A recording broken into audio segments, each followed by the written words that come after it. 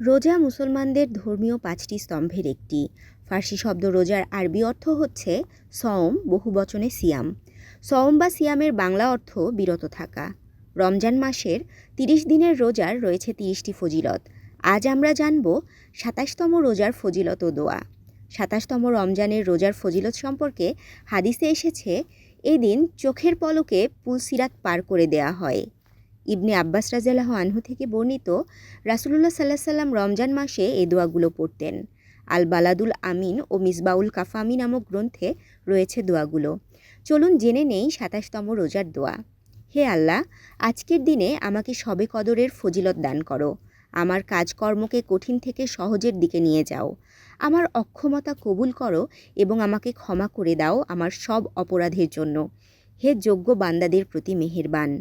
পবিত্র এই রমজান মাসে ইবাদত বন্দেগীর মাধ্যমে আমরা যেন মহান আল্লাহ তাআলার সন্তুষ্টি ও নৈকট্য লাভ করতে পারি।